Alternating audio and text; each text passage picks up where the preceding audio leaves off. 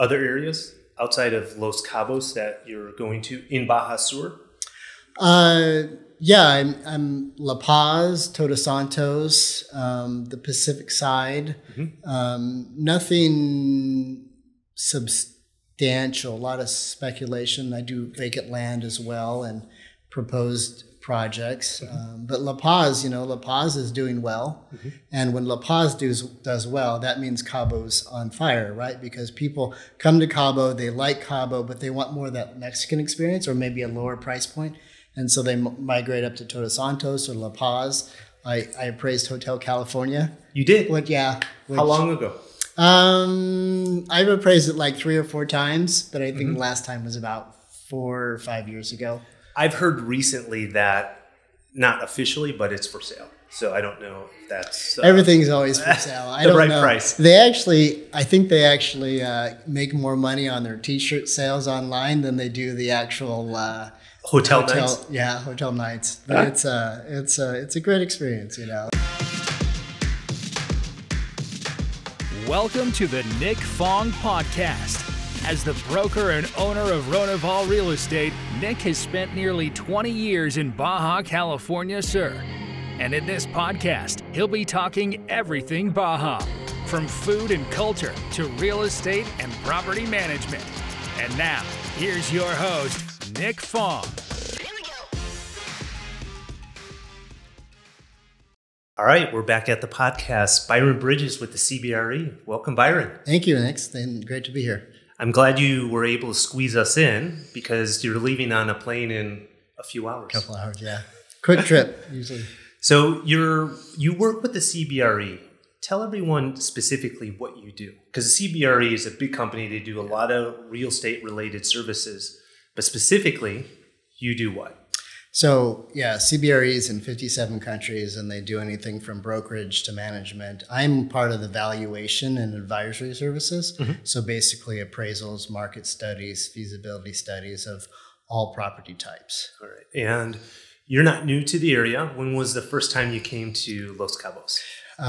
It was shortly after 9/11 in that area. That's when the market started to realize, hey, we can go on vacation in Mexico. It's good pricing down there. We don't have to fly anywhere that long. So it's been 22 years at least. Who are your clients? Why are you being sent from Arizona? You're still in Arizona, right? Yeah, still in Tucson, Arizona. Flying from Tucson, Arizona to beautiful Los Cabos. Why are clients contacting you and hiring CBRE? So it's a myriad of different clients. They're both Americans, Europeans, Mexican companies. And I do everything from a single family home where a buyer is going to buy it and he wants to know, am I paying market value? Right. Divorce cases, estate cases, all the way up to appraising entire master plan communities. There's just about every master plan community here in Cabo I've appraised for their either internal decisions, if they have a loan from a bank, or reporting to their investors, to everything in between. So on this trip, what were you working on? So I'm doing a rather large master plan community, and I'm also doing just a single family home where the buyer it's a substantial home, and he wants to know, if this price that I'm offering, is it reasonable? Should I go forward with the transaction? And he'll use my number to make his decision. Okay. So. And just like any appraiser back in the States or in Canada, you have a written report that you deliver to your clients. Yeah, and it's based upon U.S. standards. It's in line with the quality and the methodology that you see and expect in United States-based appraisals. It's just with Mexico data and knowing the market. And so I've known the market for so long that I've can get that data.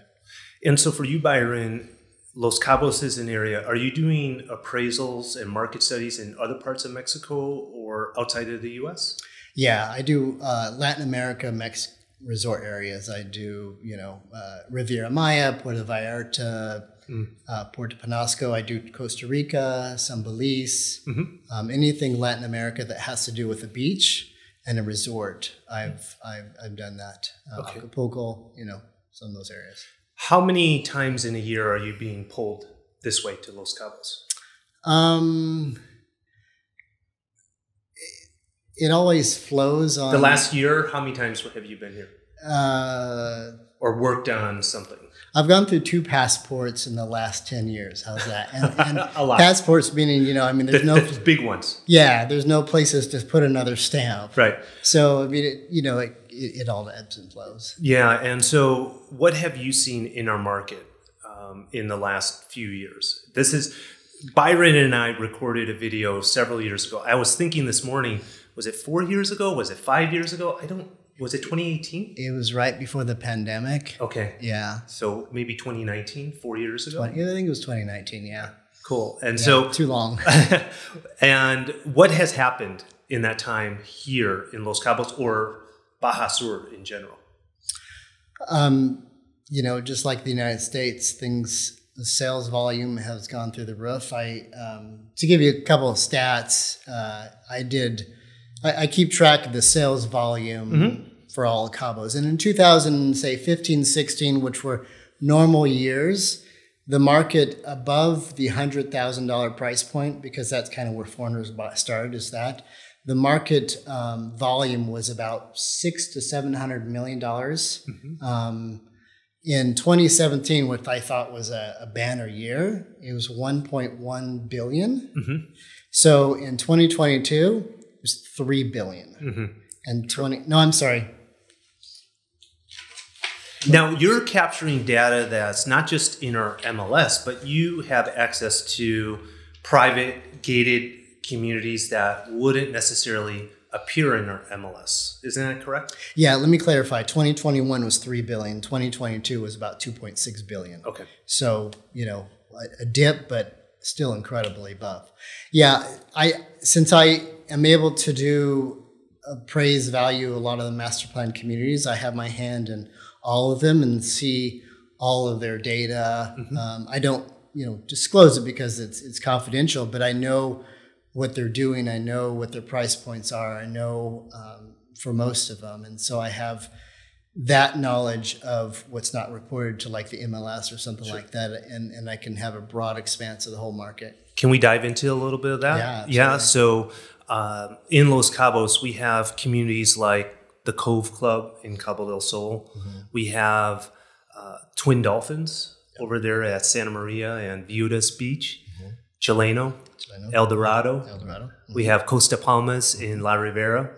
Those are the handful or so of private gated, super high-end, what I call ultra-luxury communities.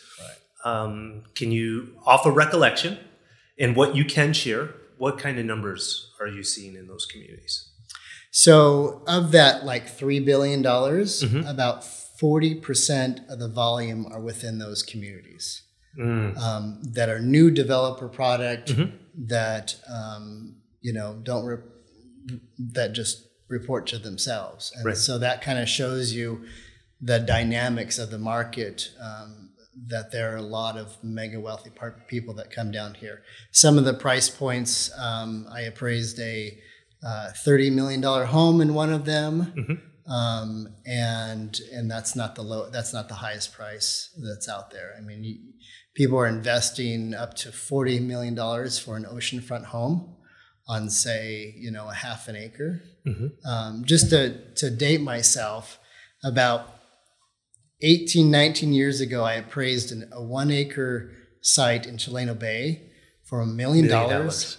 And I said to myself, who in their right mind would pay $1 million for an oceanfront? It was an acre. And so, that just shows you where the market's gone and where it was. That 1 acre absorbed by the Chileno project? Because there are 1 or 2 properties that are kind of orphans, right? Yeah, it was one of the orphans back then, because they had some litigation with all the rest of the stuff. So. I mean, that's like $30 million parcel. Easy. Yeah. And 30 times appreciation. Yeah, over 20 years. So that's what, 12? That's better than the market. And if only, right? If only we could.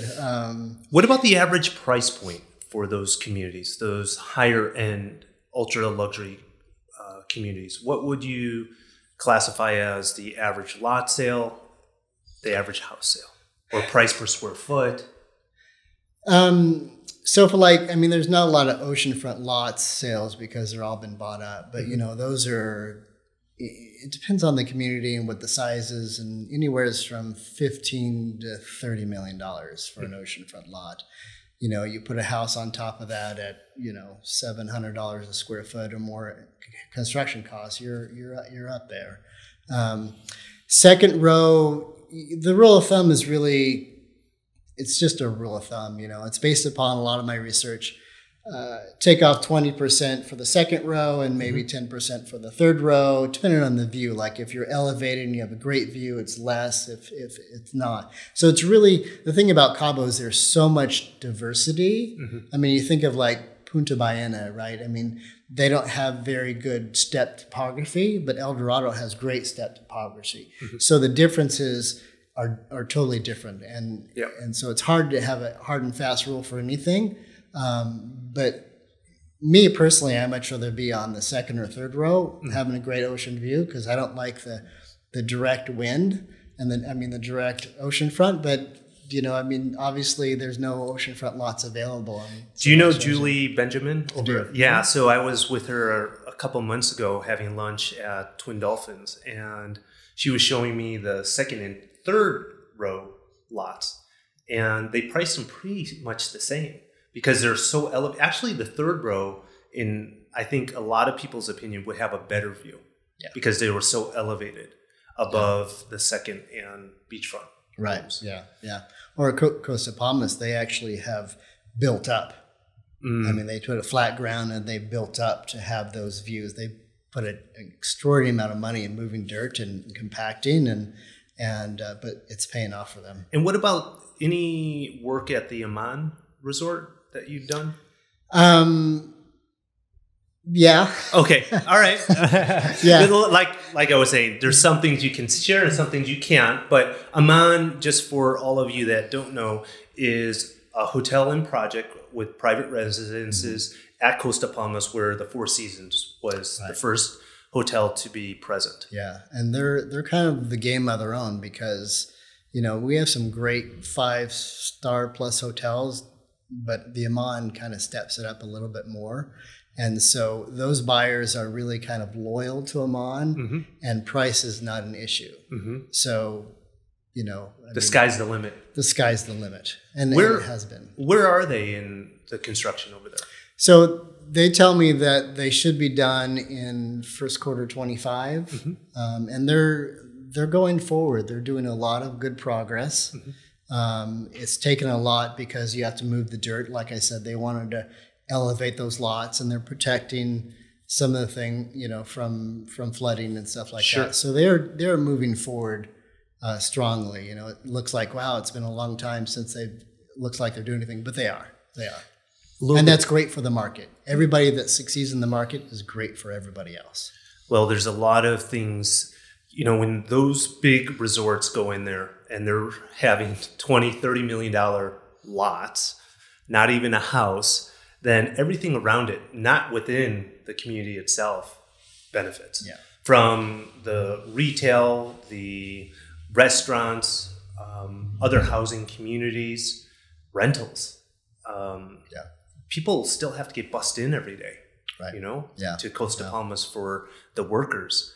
A little bit closer to where we are in Cabo San Lucas, the Cove Club in Cabo del Sol. A lot of stuff I've been hearing over there. Have you been doing any work over there? Not directly. Okay. Not directly. There's a whole retail center, high end. You've heard about that, right? Yeah. I was just talking about that over the weekend. That's pretty exciting stuff. Yeah. That's pretty ambitious and pretty incredible. Yeah. Right. And, it's on paper, everything looks really good. But if you have $20, $30 million home buyers, and it's not just one community, we're talking 5 different communities. And the new project, which I'm sure you can't disclose that you were down here for, I've heard a lot about new projects up along the Pacific. And maybe it was one of those. Maybe you can't say. Have you been going into like Todos Santos, La Paz with clients? Yeah, let me go back to one of your other points about the retail centers. It's not just what's being built in Cove Club, but arrival increases have surpassed pre-pandemic.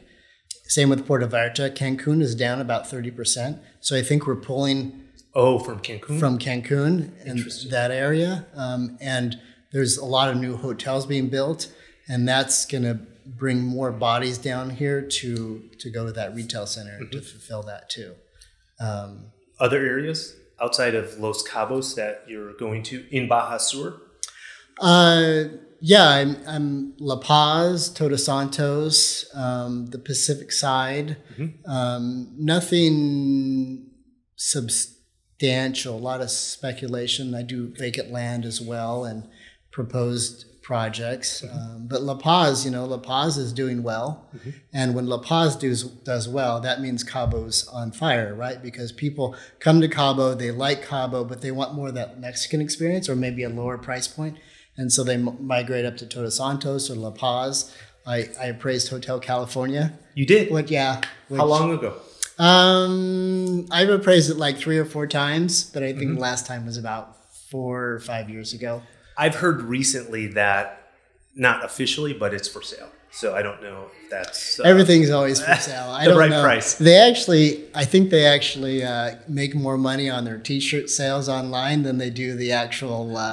Hotel nights? Yeah, hotel nights. But it's a great experience, Hey, thanks for being a part of the Nick Fong Podcast. Make sure to subscribe to the podcast to get the latest updates. And if you're watching this on our social channels, please like and share. And if you want to be featured or you want me to talk on a certain topic, food, activities, culture, real estate in the Baja, drop a comment.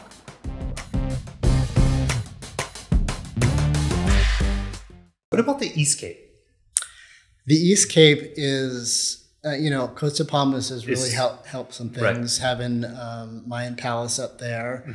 There's a lot of speculation. I know a buyer that's buying a pretty substantial piece out there. There's probably a few developments. Rancho Leonora just sold. Yes. And I did that. You did? Appraisal, okay. Yeah. And I heard some good things are going to happen over there. And that's just a little bit like 5 minutes, from Costa Palmas. Yeah. It's like, Four Seasons is it's probably the hotel chain that has really helped Mexico the most. If you think about it, Peninsula Papagayo in Costa Rica was really nothing until Four Seasons came. Punta Mita was nothing until Four Seasons comes. So they have the draw, the loyalty to bring high-end buyers to there. And once that happens, that just kind of spreads out. Somebody stays there. I love Four Seasons, but let's go look at this little house down there. Los Brillas is benefiting, and everybody benefits from a good, successful project. So I always want projects to succeed. And the fact that we have soon to be 2 Four Seasons in Baja Sur. The Cabo del Sol, the Cove project, that's going to be the home of the second Four Seasons. Yeah. And I was in a meeting just this weekend, and the talk of the Four Seasons, their model, would even allow another one. Because Baja Sur is, although not super populated, one of the least populated states in all of Mexico. It has a lot of land, hundreds of oceanfront property. Yeah. And so it would be exciting to see another Four Seasons. Yeah. I don't even know of a location that would have 3 Four Seasons in the world that close to each other. Not even New York or something like that. I mean, that's got to speak to the area, right? Yeah, and their business model. Yeah, Four Seasons is actually a client of mine. And so I've been doing some consulting with them. And I don't know about the third. No. There wasn't. I don't want to spread rumors. Yeah. They're not looking for a third spot. It just came up in conversation that their buy box and their buying criteria, there could, in theory, be a third one. Because of how much oceanfront land and how far, because Cabo del Sol, the second one to La Ribera, is 1.5 hours, maybe Max? Or today, if I got stuck in traffic, yeah, it's even worse. 2 hours in traffic. Isn't it crazy that we have traffic now? It was like a Monday morning going, yeah, exactly. Yeah, totally. 20 years ago, traffic, what's that, Everything was within 20 minutes, right. 10 minutes actually. 10 minutes, yeah. And now you have to actually plan for rush hour traffic in the morning and in the afternoon. Yeah. So what? Well, the Four Seasons model in the branded residences, branded residences are really hot right now. Mm-hmm. You can get I'm not going to say you can get a return on your money, good, because that's not my thing. But I mean, that's an appealing factor, and to have that brand and that machine with your residents and in the rental pool, that's probably why they can do 3 in a community. Yeah. Well, community in a state. Yeah, in a state. Yeah. Okay, so what kind of trends are you seeing start or continuing over the next couple of years? Yeah. So arrivals are really the key. And I've seen, again, we're 5-10% above pre-pandemic. Mm-hmm. I mean, we have recovered really fast. More and more people are coming here. It's Southern California transplanted down here. Yeah, and that's always going to be a strong thing. And once you have that strong thing, I was always concerned about how many new hotels come in. There's 3,000 or 4,000 new rooms, and most of them are in the 4+ 5-star. Mm-hmm. But like Four Seasons, they bring down their loyal guests. And so there's a lot of new bodies. Before the pandemic, a lot of the buyers were repeat. They've been down here a lot of times. They bought a timeshare, then they bought a condo, then they bought a house. There's a lot of new buyers down here, and that's really healthy for the market. Yeah. And that's really stable going forward. And that's where our market starts, is with the tourism, the number of arrivals, and the fact that Rodrigo Esponda, with the tourist board, he was saying that over 400. That's the goal this year. Over 400 arrivals. This year, and the Terminal 2, the private terminal, is like doubling in size. Yeah, and they do a great job. I went through customs the other day, and there was a line, and we got through so fast.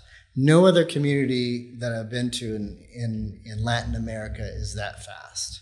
I mean, they're just wonderful. How does our area compare to areas you mentioned, Punta Mita, Cancun, Costa Rica?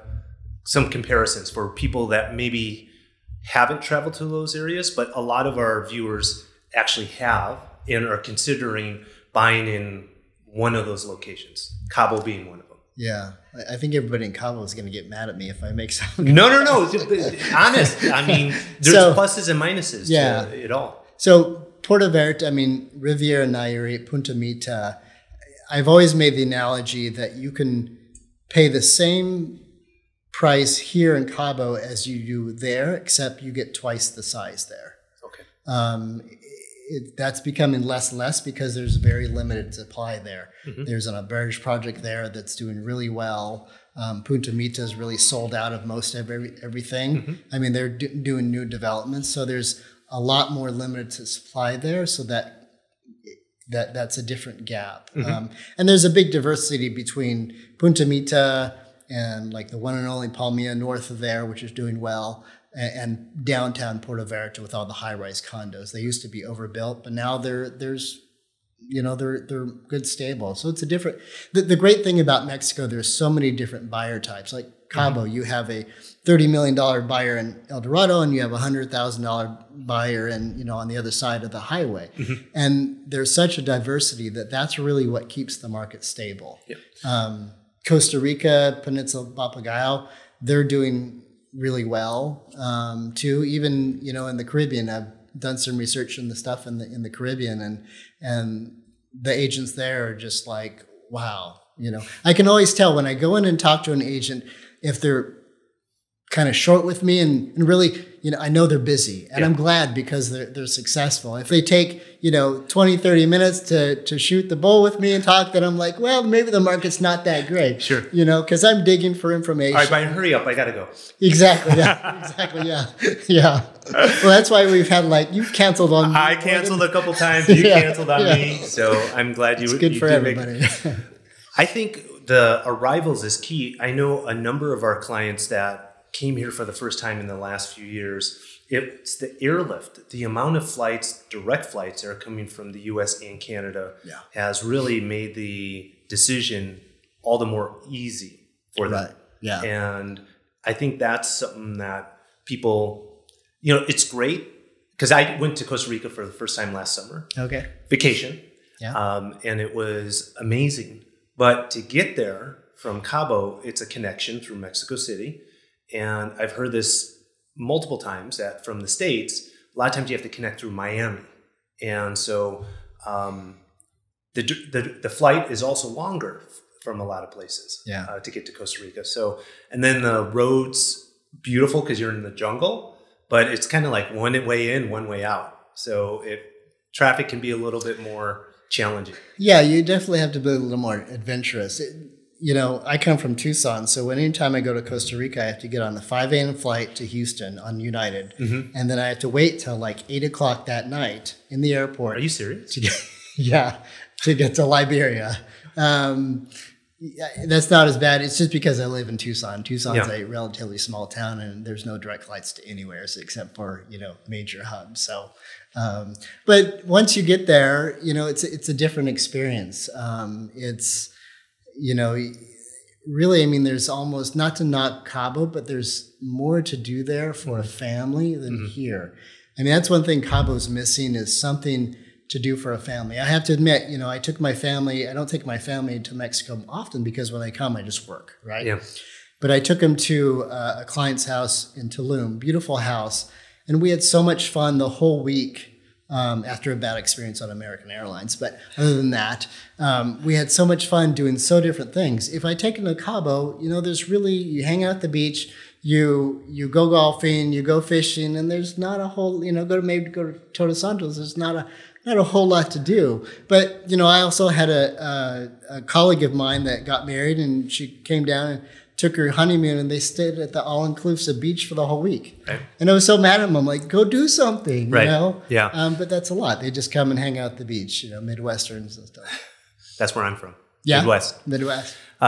We just want an excuse to get away from the cold weather. Yeah. And that's it. Exactly.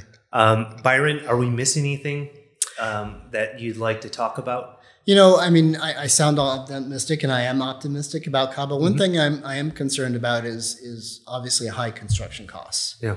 If you buy a lot and you have sticker shock at what the contractors are charging, and they're so busy they can charge whatever, to me that scares me that's going to, on one hand, it's going to help the resale market because someone will say, well, I'm not going to build, I'm just going to buy something resale. But those people elevate their prices, which again is good for stability. But when you have too high of cost of construction, higher than it should be, that deflates the market. That takes out some buyers that want to build, and that's not good for the long term. Right. Too many hotels coming in. Unfortunately, I think some of the older hotels that are not as renovated may hurt more than the new ones come in. So that's a concern. But again, when you have more bodies coming down, more hotels, that latent demand, that props up the market. So, if construction costs come down to a more reasonable level, even if it comes down, I think that's good for the market. Also, the exchange rate's been a challenge for our builders because they're paying in Mexican pesos, which the Mexican peso has been rallying in the last 6 months, big time against U.S. dollar. Right, yeah. So that's been an interesting thing and conversations we've been having with our developers in the last, pretty much at the beginning of this year. Because the Mexican peso was maybe 20 to 1. Right. And I just walked by Banorte this morning, and on the buy rate, it's below 17, like 16.8 or 16.9. Wow. So that's 15% less than at the end of last year. Yeah. So, because our real estate's priced in U.S. dollars. Right. So the developers are receiving U.S. dollars, but then they're paying their labor costs, a lot of their material costs in Mexican pesos. Yeah. That's more expensive due to inflation and just the currency rate risk. So I was talking to a developer the other day, and he said he can save 30% on labor costs if he takes people from Spain transports them here, puts them up, feeds them, than to have local contractors. Spain. I wonder what part of Spain that is. I wouldn't think that. Yeah, I was a little surprised too. Jeez. Yeah. Well, Byron, thanks for... One other thing. Wait, there's more. I am a little... in the past, people that came down here usually refinance their houses in the United States. I'm a little concerned that's being a little bit tapped out because of higher rates. But I think overall, the market's going to be stable and go forward. Fantastic. It always has. Thanks, Byron. Thank you so much. I appreciate it. Don't make it another 4 years. I hope to see you back here. I won't. And, I'm going to be doing a market brief. I can send it to you and put it on your... And so if anybody needs to get in contact with me, they have my information. Awesome. And if anybody has any questions, I'm more than happy. I'll maybe put something in the Greenwood Gazette. That market brief is what specific or general stuff are you... It'll be kind of like the trends on Cabo. Oh, great. And it'll be like a 2-page. And I do it to give back to the community. They help me so much to give back. It's an unbiased opinion. I love Cabo, but I'm unbiased, and my integrity is more important than anything else. And so therefore, a buyer can rely upon it in terms of having an unbiased opinion. Fantastic. I mean, you're an agent. You're biased because everything's great. Yeah. No, well, and it's... I started as an agent. Now I'm just like, I just run a business now, right? And so what's really important is to have guests like you talk about what you see in the market. And if any of you want to get a hold of Byron, you're looking to buy something or maybe have already bought something and looking to sell, it's always good to have an advisor like Byron on your side to be able to give you the advice to make the right decisions. So thank you, Byron. No problem. Thank you. And until the next one. Bye for now. Thanks for listening to this episode of the Nick Fong Podcast. Make sure you subscribe to the podcast and the YouTube channel at youtube.com/Ronival Real Estate and follow Nick on Instagram at NickFong_Ronival. Ready to find your Baja dream home? Check out the latest property listings at Ronival.com or findmexicohouses.com. Hasta luego.